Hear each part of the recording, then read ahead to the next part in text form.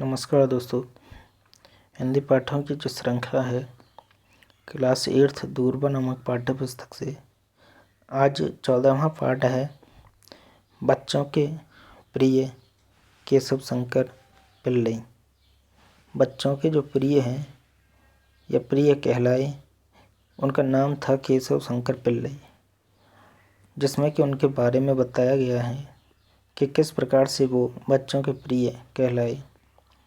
तो आइए चलते हैं पाठ पे। वे कहते हैं कि बच्चों, तुम डाक टिकट, पुराने सिक्के आदि जमा करते हो ना। छोटी लड़कियां गुड़ियों का भी संग्रह करती हैं।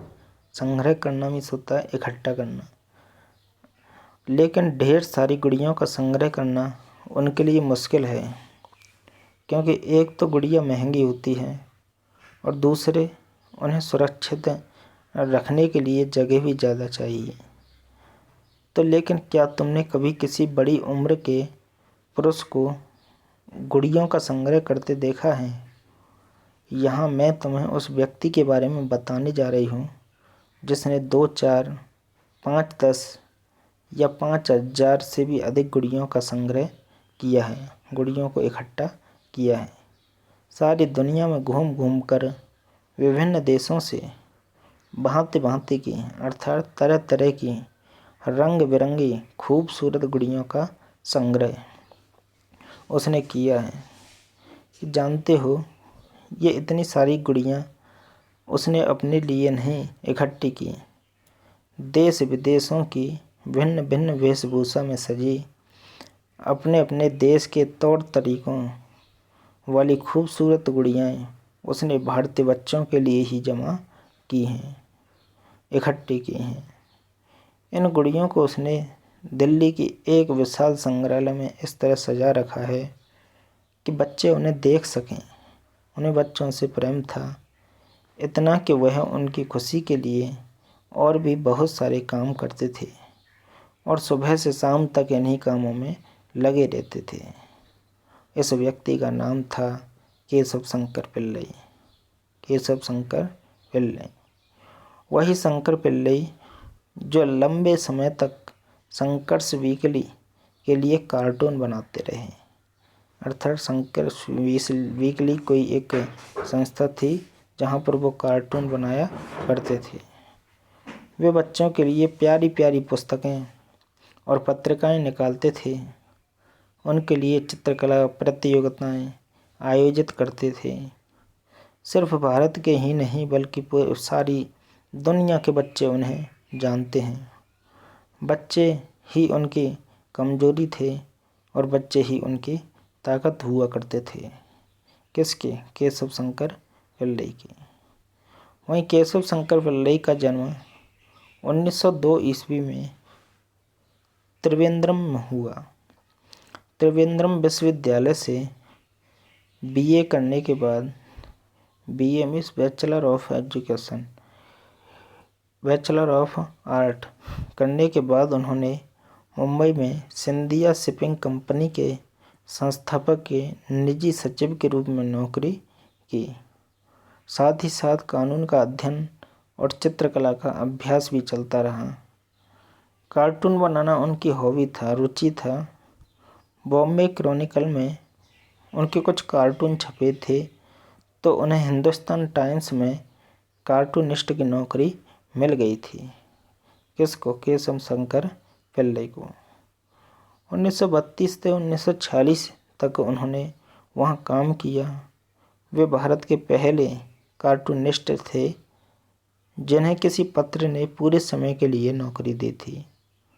देश विदेश की बड़ी बड़ी हस्तियाँ पर बनाए उनके कार्टूनों ने सभी का ध्यान अपनी ओर खींचा और शंकर पिल्लई प्रसिद्ध होते गए।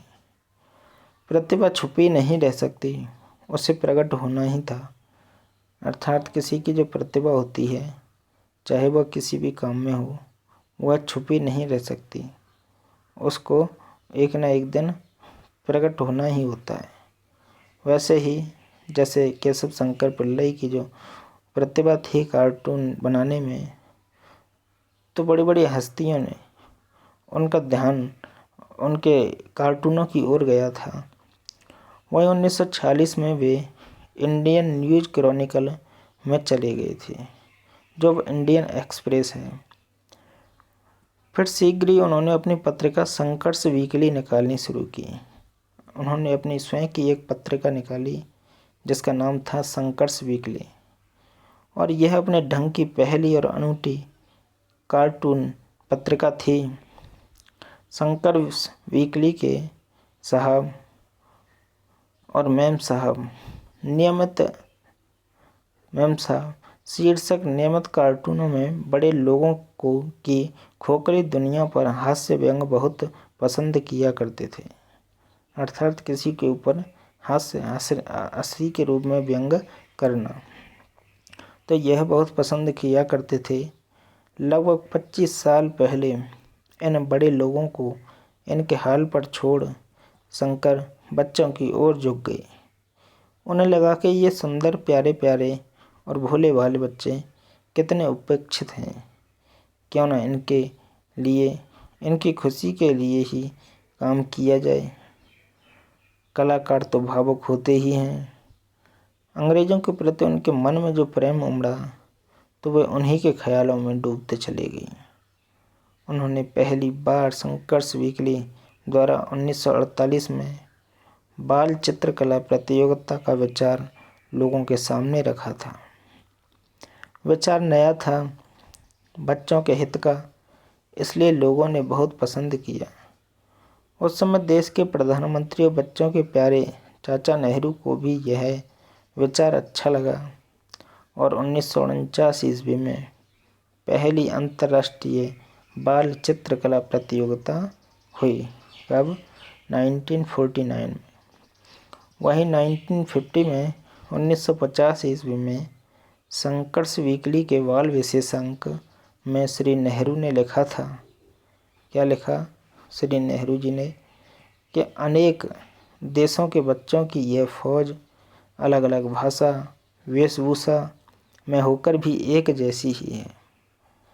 कई देशों के बच्चों को इकट्ठा कर दो, वे या तो खेलेंगे या लड़ेंगे, और यह लड़ाई भी खेल जैसी ही होगी। वे रंग, भाषा या जाति पर कभी नहीं लड़ेंगे। शंकर पिल्लई का उद्देश्य भी यही था, संसार भर के बच्चों को निकट लाना। इसके बाद हर वर्ष संघर्ष वीकली के बाल विशेषांक निकलते रहे, और हर वर्ष यह प्रतियोगिता होती रही, और उसमें भाग लेने वाले बच्चों की संख्या भी बढ़ती रही। शंकर चित्रकला प्रतियोगिता में भाग लेने के लिए 2.5 साल से 16 साल के बच्चे भारत के स्कूलों में तैयारी करते रहते हैं। भारत के बाहर भी लगभग 100 देशों के बच्चे हर वर्ष इस अंतर्राष्ट्रीय बाल प्रतियोगिता जो थी चित्रकला की, उसमें भाग लेते हैं। और सन 1970 में 103 देशों से कुल 1,90,000 बच्चों ने इस प्रतियोगिता में भाग लिया। 1970 में ही, जो कि 103 देशों से 1,90,000 बच्चों ने इस प्रतियोगिता में भाग लिया। कौन सी प्रतियोगिता? अंतर्राष्ट्रीय बाल चित्रकला प्रतियोगिता, जिनमें से 50 पुरस्कार लेखन के लिए थे, और 18 देशों के जो 22 बच्चों ने नेहरू स्वर्ण पदक जीता। 18 देश थे जिनमें से 22 बच्चों ने क्या नेहरू स्वर्ण पदक जीता था। कुल 482 पुरस्कार दिए गए थे उस समय। 1970 के दशक जो था उसमें कुल 482 पुरस्कार उसमें दिए गए, जिनमें से 50 पुरस्कार लिखने के लिए या लेखन कार्य रचनात्मकता के लिए, और शेष चित्रकला के लिए थे। नेहरू जी अब तक जीवित रहे। इस वार्षिक पुरस्कार वितरण समारोह में मुख्य अतिथि बने, और बाल लेखकों और बाल चित्रकारों के साथ तस्वीरें खिंचवाते रहे। बच्चों की प्रतिभा के विकास में उनकी भी गहरी रुचि थी। उन्हें भी बहुत ज़्यादा इंटरेस्ट आता था।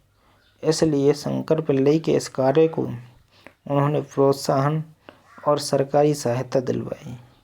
तो शंकर पिल्लई का जो यह काम था, उन्होंने उन्हें मोटिवेट किया और जो भी गवर्नमेंट की जो सहायता थी वह उन्हें दिलवाई गई।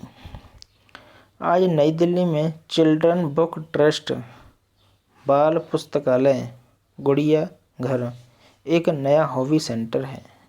कहाँ पे? नई दिल्ली में।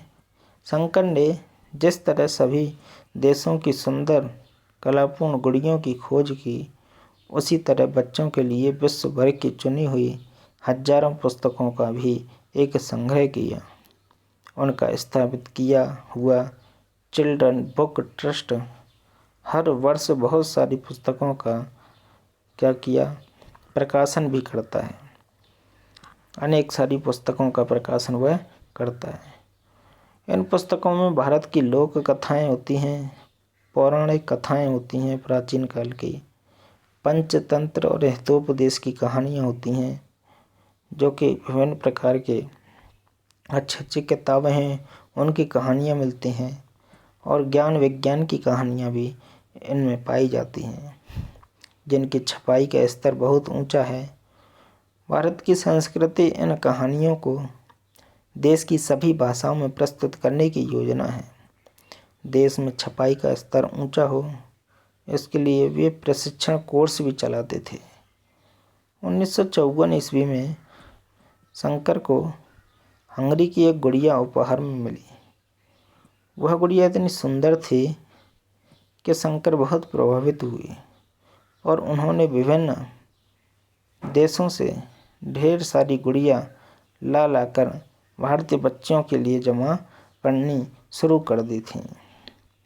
पहले उन्होंने अपनी गुड़ियों के इस संग्रह को कई जगह प्रदर्शनियां लगाकर बच्चों को दिखाया। जब गुड़ियों की संख्या बहुत ज़्यादा हो गई तो जगह जगह प्रदर्शनियों में उन्हें ले जाना मुश्किल हो गया। ऐसे में कीमती गुड़ियों के खराब हो जाने का भी डर था।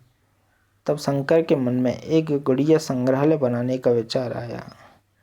देश की राजधानी में बना विशाल गुड़िया घर अर्थात दिल्ली में उनके उसी विचार का परिणाम है। गुड़िया घर में अब एक वर्कशॉप भी खोल दी गई है, जहां भारतीय गुड़ियों का निर्माण होता है और फिर उन्हें विदेशी बच्चों को भेजा जाता है। हर साल उस गुड़िया घर को देखने के लिए भारतीय बच्चों की संख्या 1 लाख से अधिक होती है। यहाँ लगभग 85 देशों की प्राचीन और आधुनिक गुड़ियों का संग्रह है। आकर्षक जो कि लगता है। भारत के सभी राज्यों की गुड़ियाँ यहाँ एकत्रित हैं। इसके माध्यम से भारतीय बच्चे जो हैं, भारत के हर राज्य के और विदेशों के रहन सहन, तौर तरीकों, फैशन, वेशभूषा तथा रीति रिवाजों से परिचित हो सकते हैं।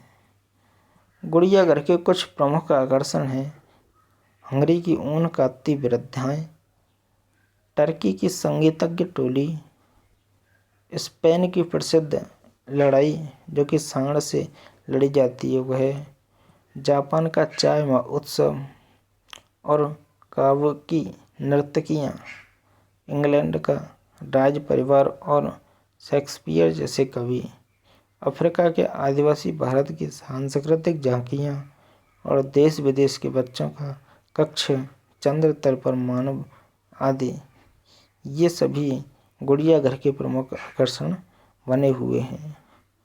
ये गुड़ियाँ इतने आकर्षक हैं कि हंसती बोलती, काम करती, चलती फिरती, सजीव सी लगती हैं। बच्चे उनके बीच जाकर घंटों खो जाते हैं। इस संग्रहालय को एक दिन में अच्छी तरह देखा भी नहीं जा सकता और इसे कई बार देखने पर मन भी नहीं बढ़ता। बच्चों का भरपूर मनोरंजन और देश विदेश के बारे में उनकी जानकारी बढ़े। गुड़िया घर की स्थापना के पीछे शंकर पिल्लई का यही उद्देश्य था। कि जो देश विदेश के जो बच्चे हैं वे यहाँ पर आएँ और विभिन्न प्रकार के जो रीति रिवाज, परंपरा, रहन सहन तो उन गुड़ियों आदि के माध्यम से जान पाएँ।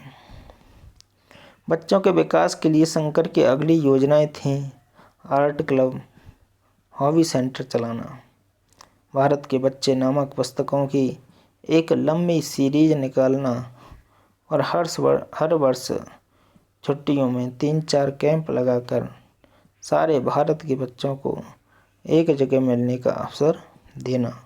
यही उनका उद्देश्य था। अपनी इस योजना को भी बच्चों का जनतंत्र नाम देना चाहते थे। इस तरह केशव शंकर पिल्लई अपने बाल प्रेम और कृतियों से न सिर्फ भारत में बल्कि पूरे विश्व में विख्यात हो गए, प्रसिद्ध हो गए। दुनिया भर के बच्चों से उन्हें प्यार था तो देश विदेश के लाखों बच्चों का प्यार भी उन्हें मिला। तो आई होप दोस्तों आप समझ गए होंगे। और जिसके लेखिका हैं आशा रानी वोहरा, जिन्होंने कि अच्छी प्रकार से इस पाठ को समझाया है। आई होप दोस्तों आपको समझ में आया होगा। देखते हैं कुछ महत्वपूर्ण शब्दार्थ जो कि इसमें दिए हुए हैं। निजी मिस होता है स्वयं का या व्यक्तिगत, वहीं हस्तियाँ मिस होता है विशिष्ट लोग, अनूठी मिस अनोखी या अद्भुत, उपेक्षित कि जिसकी ओर पूरी तरह ध्यान न दिया जाए उसको क्या कहते हैं, उपेक्षित। इसका नेक्स्ट अपोजिट होता है अपेक्षित, मतलब पूरी तरह से ध्यान देना, और उपेक्षित मीन्स पूरी तरह से ध्यान न देना। विशेषांक मीन्स होता है विशेष प्रकार का अंक, किसी विशेष विषय को आधार बनाकर छापा गया अंक, जैसे पत्र का विशेषांक। वहीं अंतर्राष्ट्रीय का मतलब होता है विभिन्न राष्ट्रों के बीच। कलापूर्ण मीन्स होता है कला से युक्त। पौराणिक मीन्स पुराणों से संबंधित। प्रशिक्षण मीन्स सिखाना या शिक्षण देना। वहीं आकर्षक मीन्स होता है मोहन और सुंदर, मोहक और सुंदर, आकर्षक, अट्रैक्टिव जिसको बोलते हैं। वहीं एकत्रित मीन्स होता है जमा की हुई या इकट्ठा किया हुआ। माध्यम मीन्स होता है के द्वारा या के जरिए, माध्यम। वहीं कृतियाँ मीन्स होता है रचनाएं या पुस्तकें। वहीं विख्यात मीन्स होता है प्रसिद्ध। और संग्रह मीन्स जमा करना, एकत्र करना किसी चीज़ को। वहीं संग्रहालय मीन्स होता है कि वह स्थान जहाँ कई वस्तुएं इकट्ठी करके जमा करके रखी जाती हैं। संस्थापक मीन्स स्थापना करने वाला। वहीं खोखली मीन्स होता है पोली, किसी ठोस वस्तु के भीतर खाली स्थान का होना। वहीं प्रदर्शनी मीन्स होता है कि कुछ वस्तुओं को एक स्थान पर देखने के लिए रखना, या होता है प्रदर्शनी, जैसे प्रदर्शनी लगाना। कुछ महत्वपूर्ण प्रश्न उत्तरों पर विचार करेंगे कि गुड़ियों का संग्रह करने में केशव शंकर पिल्लई को कौन कौन सी कठिनाइयों का सामना करना पड़ा। तो आइए दोस्तों आपको यह पाठ समझ में आया होगा। वहीं नेक्स्ट क्वेश्चन है कि वे बाल चित्रकला प्रतियोगिता क्यों करना चाहते थे। केशव शंकर पिल्लई ने बच्चों के लिए विश्व भर की चुनी हुई गुड़ियों का संग्रह क्यों किया। केशव शंकर पिल्लई हर वर्ष छुट्टियों में कैंप लगाकर सारे भारत के बच्चों को एक जगह मिलने का अवसर देकर क्या करना चाहते थे। वहीं कार्टून बनाने के लिए उन्हें कौन कौन से काम करने पड़े होंगे। बच्चों के लिए बाल चित्रकला प्रतियोगिता कराने के लिए क्या क्या करना पड़ा होगा। केशव शंकर पिल्लई की तरह कुछ भी और लोग भी हुए जिन्होंने तरह तरह के काम करके काफ़ी नाम कमाया। आपकी पसंद के अनुसार किसी व्यक्ति के नाम को दर्शाइए। वहीं घर शब्द तुमने इस पाठ में चिड़ियाघर के बारे में पढ़ा। पता करो कि चिड़ियाघर, सिनेमाघर, किताब घर कौन और क्यों बनवाता है, इन सब के बारे में बताइए। वहीं संग्रह की चीज़ें जो होती हैं जैसे डाक टिकट, पुराने सिक्के, गुड़िया, महत्वपूर्ण पुस्तकें, चित्र, महत्वपूर्ण व्यक्तियों के हस्तलेख। तो अब आपको क्या चीज़ पसंद है जिसका कि आप संग्रह करते हैं उसके बारे में डिटेल से बताइए। वहीं तुम पता करो कि यदि उसका भी कोई संग्रह करता हो तो क्या होगा, उसका संग्रह करने वालों को क्या परेशानी होती होगी। तो इसके अतिरिक्त भी तुम्हारे आसपास जो कुछ चीज़ें होती हैं जो लोग बेकार या अनुपयोगी समझकर कूड़ेदान या अन्य उपयुक्त जगह पर रख या फेंक देते हैं, ऐसी चीज़ों से आप क्या क्या कर सकते हैं बताइए। वहीं लड़ाई भी खेल जैसी होती है। इस पर अगर देखें तो अनेक देशों के बच्चों की ये मौज मस्ती अलग अलग भाषा वेशभूषा में होकर भी एक जैसी है। तो ऊपर के वाक्यों को पढ़ो, बताओ कि यह कब किसने किस में और क्यों लिखा। क्या लड़ाई भी खेल जैसी हो सकती है? अगर हो तो कैसे, और उस खेल में तुम्हारे विचार से क्या क्या हो सकता है।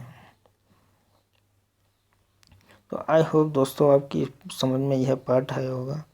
चैनल को अगर अब अभी तक आपने सब्सक्राइब नहीं किया है तो सब्सक्राइब करें, अपने फ्रेंड्स मित्रों के साथ शेयर करें और लाइक करें। धन्यवाद।